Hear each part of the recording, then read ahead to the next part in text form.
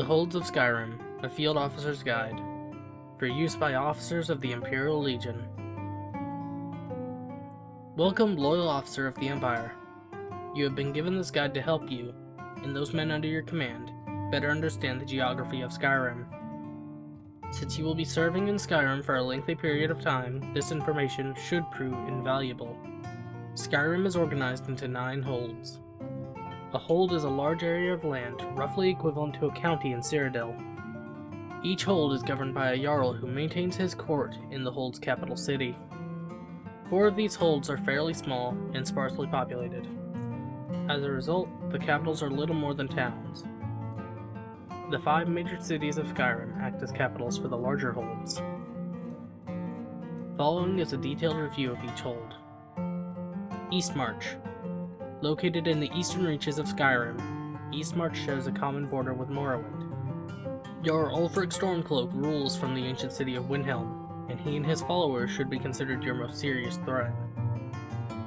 Do not tread lightly in Eastmarch, for the Stormcloaks are at their strongest and most organized in these lands. As an Imperial soldier, you will find few friends here. Falkreath. Located in the pine forests of southern Skyrim, Falkreath Hold borders Cyrodiil to the south and Hammerfell to the west.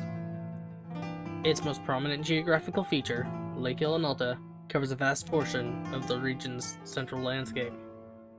The Hold capital, also called Falkreath, is home to the largest cemetery in Skyrim as a result of numerous battles that have taken place over the years. The remainder of the area is almost entirely wilderness, and the only other notable settlement is Helgen to the east. Falkreath's position in Skyrim is rather strategic for the Empire. It not only controls access to the Reach, Whiterun, and the Rift, but also acts as an important supply line in and out of Cyrodiil. Hafingar.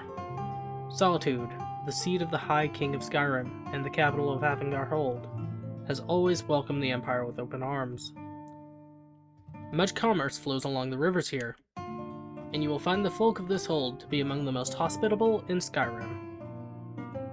As you venture forth in your campaigns, be sure to maintain a secure supply line back to Solitude. The Empire maintains ample provisions in Castle Dower, from which General Tullius commands all the legions stationed in Skyrim. Hjalmarch. This hold is divided evenly between windswept tundra, dotted with farms, and a huge, stinking salt marsh.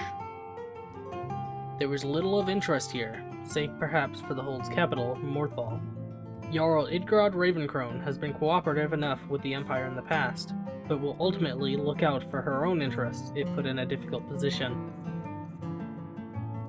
While the hold offers minimal strategic value to the Empire, it would make an ideal staging ground for a Stormcloak siege of Solitude, and so must be held against the enemy. The Pale. The Pale is a barren realm covered by vast fields of ice and snow. Its boundaries stretch from the center of Skyrim all the way to its northern coast. Here at the capital city of Dawnstar can be found one of the busiest ports in the province. With access to the coastal waterways of Skyrim, Dawnstar could prove vital in the war effort. Should the Stormcloaks choose to attack Solitude from the river, this port would make a tempting target due to its close proximity.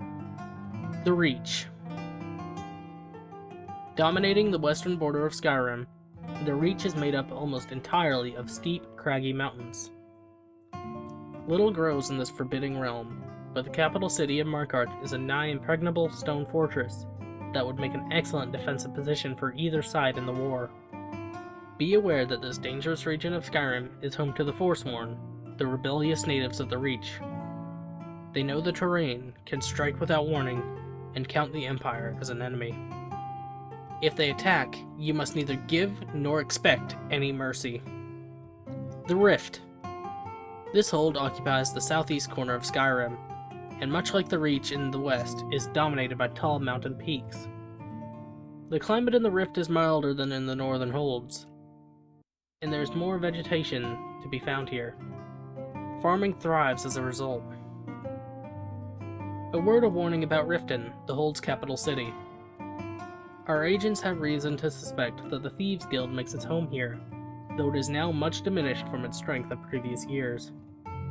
Nevertheless, Mind that your men keep an eye on their coin purses should they have a reason to spend any length of time in the city.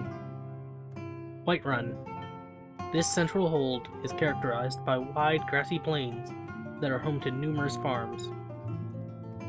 Many roads pass through Whiterun, joining the more distant holds together. The hold's capital city, also called Whiterun, sits high on a rocky promontory amid a large, flat swath of scrubland. Among the wealthiest cities of Skyrim, Whiterun has usually proven friendly to the Emperor's soldiers. Winterhold. This bleak, snow-blown hold in the northeast corner of Skyrim is utterly inhospitable. Perhaps the mages at the College of Winterhold chose to make their home there because they knew they would be left largely alone. As with Falkreath and Whiterun, the name Winterhold describes both the hold and its capital city, though the word city hardly applies. The hold capital is a meager village built near the Mages' College. Few other noteworthy settlements exist in this frozen waste, and is unlikely to play any significant part in the war.